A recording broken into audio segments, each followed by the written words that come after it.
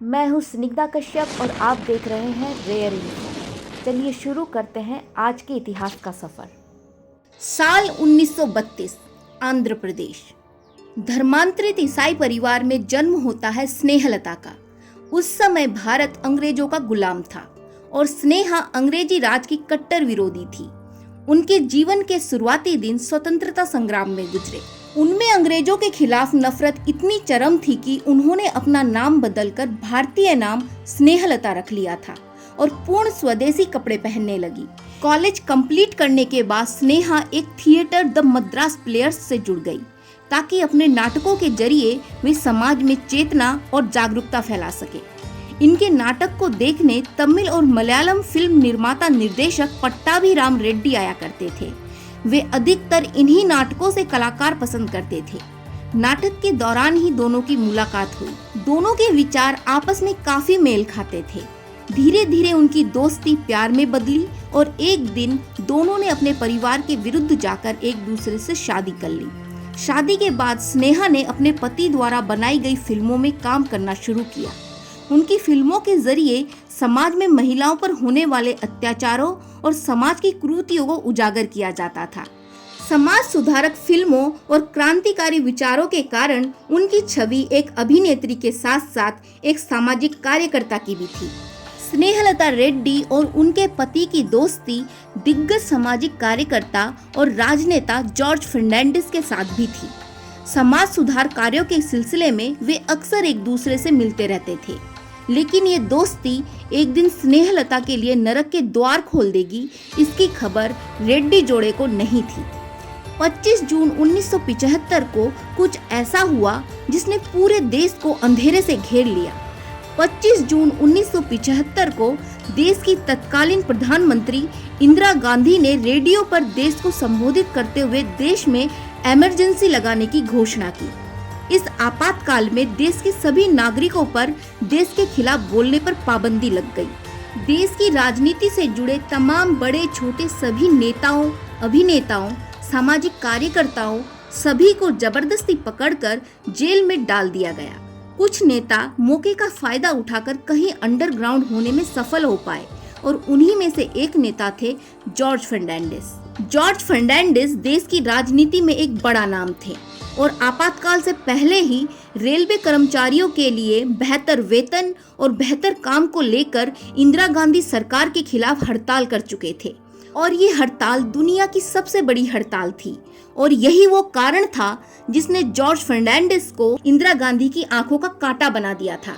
Emergency के दौरान स्नेहलता की बात जॉर्ज फर्नांडिस से हुई थी और जॉर्ज फर्नांडिस ने बताया था कि वे किस तरह इंदिरा गांधी के खिलाफ पूरे देश में आंदोलन चलाने वाले हैं, लेकिन स्नेहा ने इस प्रस्ताव को स्वीकार नहीं किया क्योंकि वे अहिंसावादी थी और जॉर्ज फर्नांडिस इस बार हिंसा की बात कर रहे थे। लिहाजा स्नेहा ने जॉर्ज फर्नांडिस से अपने रास्ते अलग कर लिए, लेकिन इनकी दोस्ती की खबर इंदिरा गांधी को भी थी। इंदिरा गांधी हर हाल में जॉर्ज फर्नांडिस को पकड़ना चाहती थी, इसीलिए इंदिरा अपना शिकंजा कसते हुए स्नेहलता के पीछे लग गई। 27 अप्रैल 1976 की शाम को स्नेहलता अपने पति पट्टाभी के साथ किसी काम के सिलसिले में अपने घर बेंगलोर से मद्रास के लिए निकली। यही वो समय था जब ईश्वर ने स्नेहलता से अपना मुंह फेर लिया था। इस तरफ वे मद्रास पहुंची और उस तरफ बेंगलोर में उनके घर पुलिस ने अचानक से पहुंचकर हड़कंप मचा दिया। घर का हर एक सामान तोड़कर चकनाचूर कर दिया गया और उनके छोटे छोटे बच्चों के साथ उनके बूढ़े माता पिता को भी बेबुनियाद तरीके से उठाकर जेल ले जाया गया। उनके घर में हुए इस तांडव की खबर मिलते ही स्नेहलता बेंगलोर पहुंची, जिसके बाद उनके परिवार को तो छोड़ दिया गया, लेकिन स्नेहलता को यहीं रोक लिया गया। स्नेहा को थाने में मानसिक तनाव झेलते हुए 3 दिन बीत चुके थे, पर उन्हें और उनके परिवार को पता ही नहीं चल पा रहा था कि आखिर ये सब क्या हो रहा है और क्यों हो रहा है। पट्टाभिराम रेड्डी ने जब स्नेहा के बारे में पता किया तो मालूम चला कि उनकी पत्नी को पुलिस ने बड़ोदरा डायनामाइट केस में आरोपी बनाया है। पुलिस के मुताबिक स्नेहलता संसद भवन, कुछ मंत्रालयों और दिल्ली के कुछ प्रमुख इमारतों को बम से उड़ाने की साजिश रच रही थी। इसी के साथ उनके ऊपर मीसा एक्ट भी लगाया गया था, जिसके तहत इमरजेंसी के समय सरकार के खिलाफ बोलने वाले किसी भी इंसान को पकड़कर जेल में डाल दिया जाता था। इंदिरा गांधी के इशारे पर अभी तक स्नेहा के साथ जो कुछ भी हुआ था वो सिर्फ एक दिखावा था। असल में तो इंदिरा गांधी स्नेहलता के जरिए जॉर्ज फर्नांडिस का पता लगाना चाहती थी।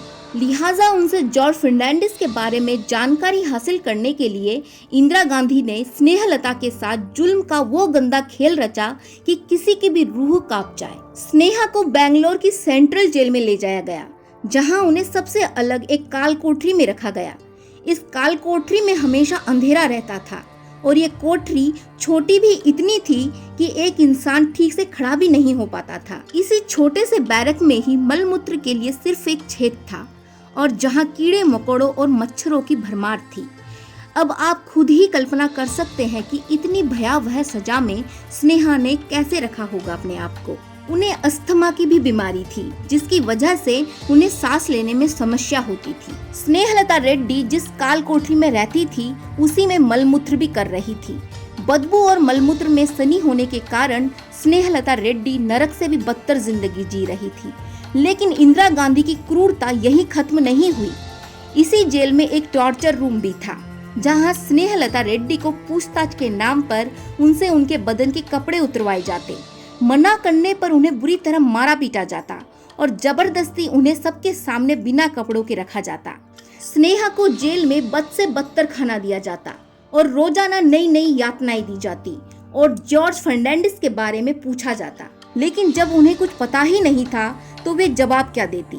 लेकिन स्नेहलता की किसी ने भी एक ना सुनी। इंदिरा गांधी ने जॉर्ज फर्नांडिस पर अपने गुस्से के चलते स्नेहलता रेड्डी पर इतने जुल्म किए जिसका कोई अंत नहीं था। इनकी इसी जेल में अटल बिहारी वाजपेयी और लाल कृष्ण आडवाणी जैसे बड़े नेता भी थे। वे बताते हैं कि रात की गहराइयों में उन लोगों को अक्सर किसी महिला की दर्द में चीखने और दहाड़ने की आवाज सुनाई देती थी, जिसे सुनकर वे सब भी डर से सिहर उठते थे। बाद में उन्हें पता चला कि वो दर्दनाक आवाज अभिनेत्री एवं सामाजिक कार्यकर्ता स्नेहलता रेड्डी की थी। लगातार यातनाओं के कारण वे शारीरिक और मानसिक रूप से कमजोर हो चुकी थी। उन्हें अस्थमा के दौरे पड़ने लगे। फिर भी क्रूर इंदिरा गांधी ने उन्हें दवाइयां और चिकित्सक उपलब्ध नहीं करवाए। उधर स्नेहलता का परिवार भी परेशान था। किसी को कुछ पता नहीं था कि स्नेहलता के साथ जेल में क्या हो रहा है। लेकिन 8 महीने बाद एक दिन स्नेहलता के परिवार के पास एक फोन गया और उन्हें पता चला कि स्नेहलता विक्टोरिया हॉस्पिटल में है। पूरा परिवार आनन फानन में हॉस्पिटल पहुंचा, जहां स्नेहलता की भयावह हालत देखकर सबके होश फाख्ता हो गए। उन्होंने देखा स्नेहा बिल्कुल कमजोर हो गई थी। उनकी हड्डियां निकल आई थी। उनके चेहरे और शरीर पर चोटों के निशान थे। ये सब देखकर उनकी बेटी नंदना जोर जोर से रोने लगी। स्नेहलता भी फूट फूट कर रोने लगी। हॉस्पिटल में नाम मात्र का इलाज कराने के बाद स्नेहलता को दोबारा बेंगलोर जेल में डाल दिया गया। बीमार और लाचार स्नेहा दिन प्रतिदिन टूटती चली गई। अस्थमा के दौरों की वजह से स्नेहलता 2 बार कोमा में भी जा चुकी थी। उनकी हालत इतनी खराब हो गई थी कि लगने लगा था न जाने कब मौत हो जाए। लिहाजा जेल प्रशासन ने डरते हुए उन्हें कुछ दिनों के लिए पैरोल पर छोड़ दिया। 15 जनवरी 1977 को स्नेहलता रेड्डी जेल से बाहर आ गई। लेकिन स्नेहलता बाहर आने के बाद भी जेल में उनके साथ हुए जुल्म और कहर के बारे में ही सोचती रहती और दोबारा जेल जाना पड़ेगा सोचकर आतंकित हो उठती। और इसी आतंक में 20 जनवरी 1977 को जेल से छूटने के ठीक 5 दिन बाद ही उनकी मौत हो गई और वे हमेशा हमेशा के लिए इस दर्द और जुल्म की दुनिया से अलविदा कह गई। वे जिंदगी की जंग हार चुकी थी। सरकार के पास स्नेहलता के खिलाफ कोई सबूत नहीं था। फिर भी इंदिरा गांधी ने स्नेहलता को आपातकाल के दौरान 8 महीने जेल में रखा। हमारे देश में आतंकवादी को वीआईपी ट्रीटमेंट दिया जाता है, बिरयानी खिलाई जाती है, और वहीं स्नेहलता रेड्डी जैसे एक महान अभिनेत्री, लेखिका और सामाजिक कार्यकर्ता के साथ बिना किसी दोष या अपराध के बर्बरता की जाती है और मौत की नींद सुला दी जाती है। स्नेहलता रेड्डी आपातकाल की पहली शहीद थी।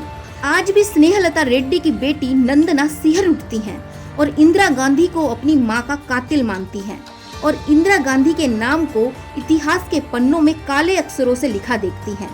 स्नेहलता रेड्डी ने जेल में रहते हुए एक डायरी भी लिखी थी, जिसमें उन्होंने उनके साथ हुए तमाम बर्बरता का विस्तार से वर्णन किया था, जिसे उनके मरने के बाद अब प्रिजन डायरी के नाम से पब्लिश किया गया। इस डायरी ने न सिर्फ स्नेहलता के साथ हुए अन्याय को पूरी दुनिया के सामने उजागर किया, बल्कि इंदिरा गांधी के बर्बर चरित्र का कच्चा चिट्ठा भी खोल दिया। आज भी भारतीय राजनीति की गलियारों में स्नेहलता रेड्डी का नाम गूंजता है और तत्कालीन सरकार को निर्दोष स्नेहलता पर किए गए जुल्मों के लिए घेरा जाता है, जिसका जवाब कांग्रेस सरकार नहीं दे पाती है। इंदिरा गांधी ने सत्ता के लालच में देश में इमरजेंसी लगवाई, देश के लगभग 1 लाख लोगों को जेल में डाल दिया, लोगों की जबरदस्ती नसबंदी तक करवाई, लोगों से सरकार के खिलाफ बोलने की आजादी छीन ली, जिसके चलते कितने ही लोग इंदिरा गांधी की बर्बरता के कारण अपने जीवन से अलविदा कह गए। देश तो आजाद हो चुका था, लेकिन तानाशाह इंदिरा ने जनता को गुलाम ही समझा। दोस्तों, आपको क्या लगता है, इंदिरा ने देश में आपातकाल क्यों लगवाया था और स्नेहलता रेड्डी की क्या गलती थी? क्या उनके साथ ऐसा होना सही था? अपने जवाब कमेंट करके जरूर बताएं। और ऐसे ही गुमनाम इतिहास को जानने के लिए चैनल को सब्सक्राइब जरूर करें।